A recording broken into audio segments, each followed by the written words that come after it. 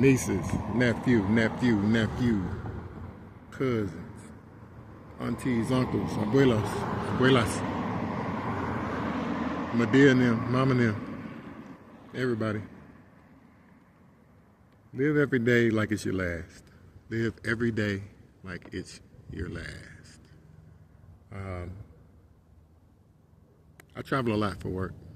I fly a lot for work. And this recent tragedy in Washington with the airline and the helicopter, the Black Hawk and the commercial airline, it's very sobering, very, very sobering.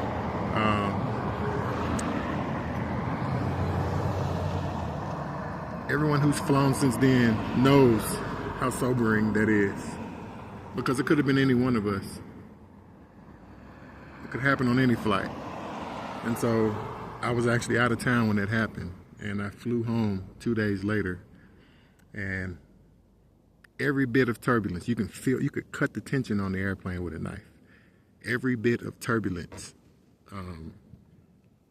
Everybody looked up and was looking out the window, but there ain't nothing we can do. There's nothing that we could do. If that plane was gonna come down, it was gonna come down. If it was my time on that plane, then basically it's everybody's time. Now, of course, there's been, plane incidents where there's been survivors, but listen, man, we gotta stay prayed up. We gotta be living right, and we gotta live every day like it's our last, because we're not promised tomorrow. I said in my previous video, we're not even promised the next minute. So we got to do what we can today. And that's why I brought y'all out here on this mountain, so that y'all can see. There's a whole wide world out there. There's a whole wide world. I wonder if I could flip this thing around. Probably not. Just look, man. There's a whole wide world out there. Everybody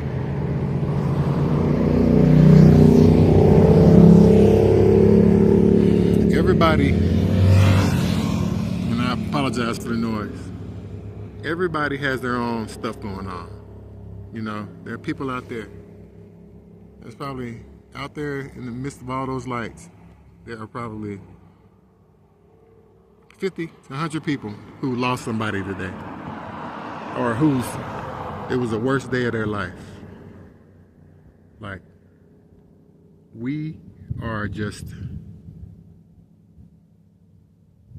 a microcosm of a big macro universe.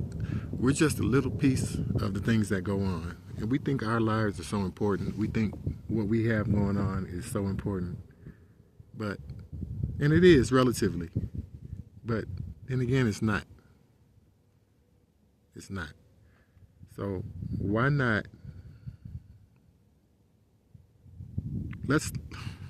We live in a society that's so selfish and narcissistic and self-indulges and all that. Why not try to make life better for somebody else?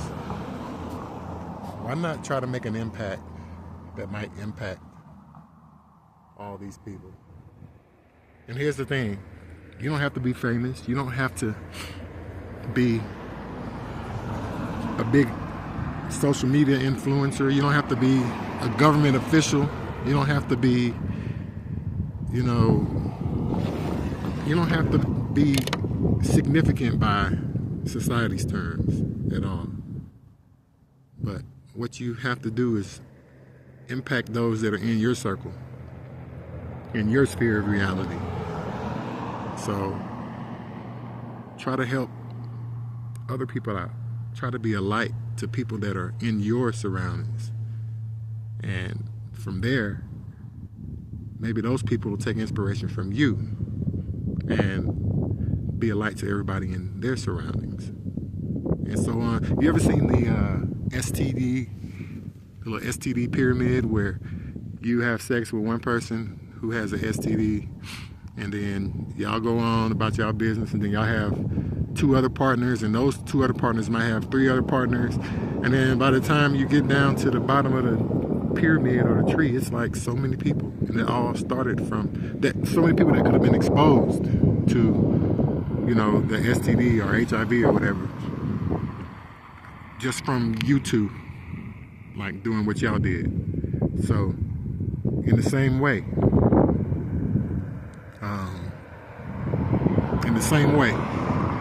we need to make an impact on those people around us, and then those people make an impact on those people around them, and so on. Like that's, to me, that's how you change the world, and it's bit by bit. It's not, you know, it's not a sprint. It's a marathon. So it happens bit by bit. But that's what we got to do, because we're not promised tomorrow, man. And life is about relationships. Life is about relationships. Speaking of relationships and not being promised tomorrow, years ago, over 15 years ago, my wife and I were dating. And I remember going to her house, her mom's house, and visiting her. And you know how you are when you're first dating and you're in love. Like I'm trying to make everything last. I don't want anything to run out. I want to make the moment last. So I'm like, you know, we're standing at the door, and I'm like, okay, well, bye. You know, like you're on the phone. Well, you hang up first. No, you hang up first. No, you hang up first. Like all that stuff, right? So by the time I leave her house, it's like 10:30, 11. And we're grown now, but it's still, you know, it's becoming to not be a respectable time for, you know, a Christian young lady and a Christian young man to be, you know, by each other or with each other, even though we were grown. It was just, you know, anyway. So I'm heading home. This is in Houston. I lived about 25 minutes away from her. And that's how big the H is. Like, you can be on the other side of town and take you 45 minutes to an hour to get somewhere, especially with traffic. But that's not even including traffic. So she lived on the north side, I lived on the east side. So I'm on the way home, and I'm going down the feeder road. For those of you who don't know what a feeder road is, it's like the road that feeds onto the interstate or to the highway. So some people call it service roads, or it's just a little side road, right? I'm on a feeder road on a beltway for the H-Town people. Y'all know where that is. So I'm out there, like I'm at like Veterans Memorial in the beltway, and I'm going east. So I'm driving down the street, and I'm tired. I'm so tired. Next thing I know, I open my eyes up. Yeah, I open my eyes up, and probably, I would say 20 feet ahead of me, and I'm going 50 miles an hour. Probably 20 feet ahead of me, there's an intersection. The light is red, and there's a car, like a little hatchback car, full of people. Like it was 4 people in the back seat. I saw their heads poking up through the shadow, like through the back window. And I opened my eyes up, and I'm like, oh my goodness. And I swerved out of the way, past them going, 50. I didn't have time to hit the brakes. I passed them going 50 miles an hour or so, 55, 60 miles an hour, and ran through the red light. And right when I passed the red light, I pulled over to the side, and I was just trembling. I was like, oh my God, like that could have been so much worse. And that's how life is, man. Stuff happens in the blink of an eye. Do you realize that with that airplane flight that went down,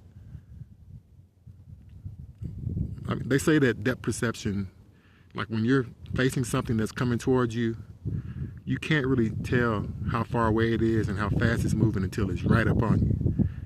So those people you can hear on the recordings of the black box, you can hear the pilots like talking. It's like, yeah, all right, we're about to descend, we're about to make a landing and all that stuff. And then all of a sudden you hear like, oh, and blink of an eye, they're hit. big fireball happens, I'd imagine people perish before they even hit the ground. And it's just very, very sobering. But that's how life is. Like, things can happen at the blink of an eye. I'm right here on the edge of this mountain, and these cars are coming around here. Some of them are speeding. The speed limit is 25. The speed limit is 25.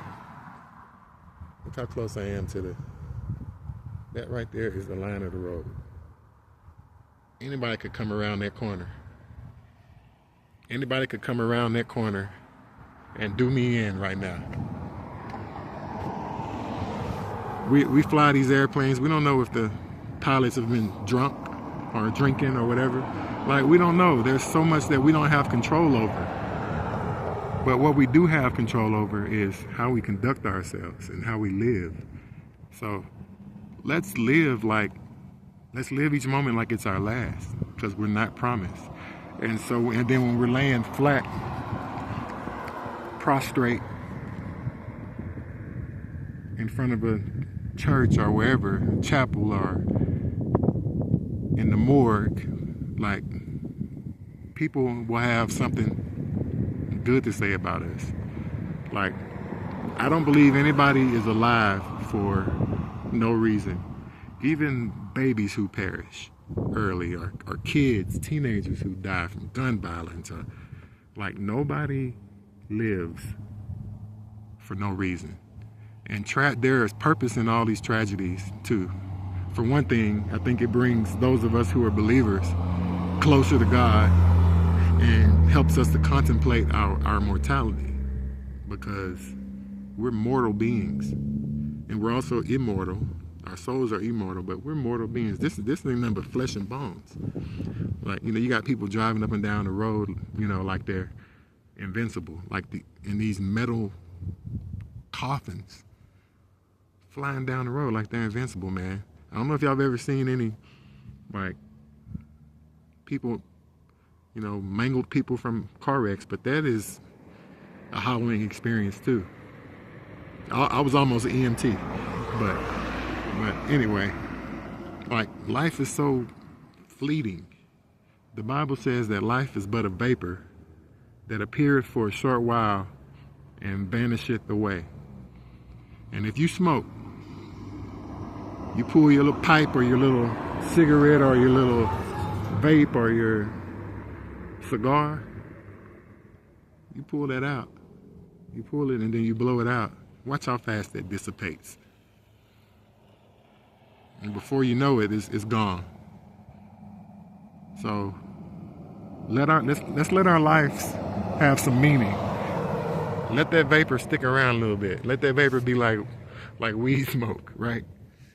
And it stays on your clothes. So let the vapors of our life stay on the clothes of those who have been exposed to us. But yeah, y'all, we have to live every day like it's our last. Even now, during this video, the sun has set. And we're going to all have a sunset of our lives. We've already had our sunrise, but we're going to all have our sunset. So let's let the day being our life. If our birth was our sunrise and our death is our sunset, let's seize the day. Let's make every minute, every hour of the day count. And let's live life to its fullest. Let's be friendly. Let's show love to one another. Quit being so angry. Quit being so selfish. Listen, I'm talking to myself too. Like, I'm not perfect. I get mad. Matter of fact, I was super mad the other day, and I had to check myself. Let me tell y'all what happened, and I'm gonna let you go. I'm driving down the street to my house, and there's a car going up the middle of the street. Coming up the middle of the street. I live in the hilly area, very hilly.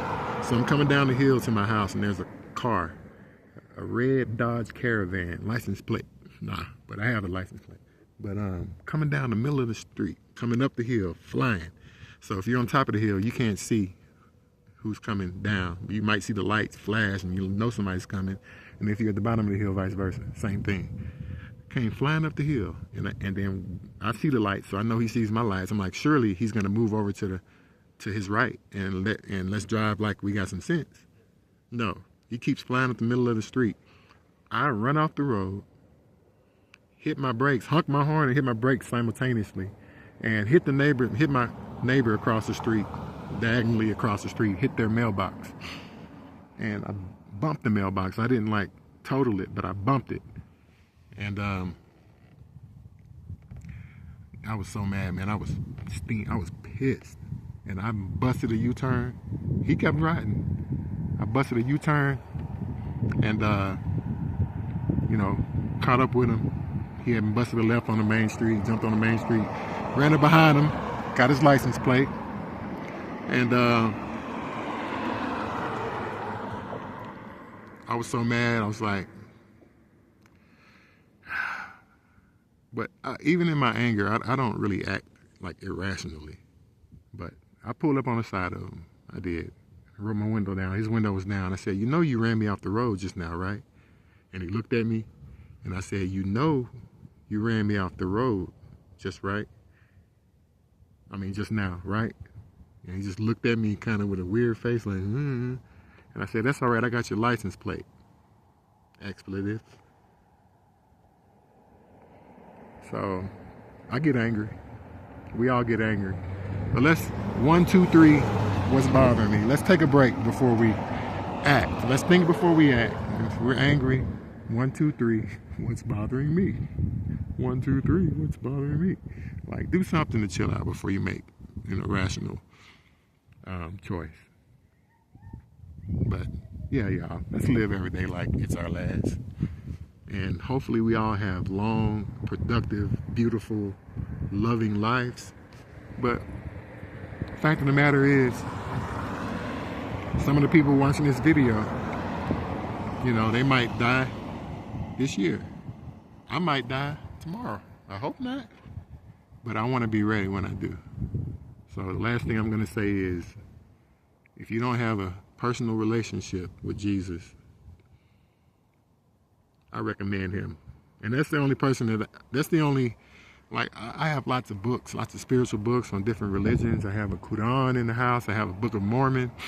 I have lots of different books and religions, but the only one that I've tried for myself is Jesus. And I'm telling you, he's all right. He's all right with me. So, yeah, let's live every day like it's our last. Show love and compassion to one another. And, yeah, you got any questions? Y'all got my email is connected to my account, to my channel. Hit me up, man. I love y'all. This is Uncle Ro. Deuces.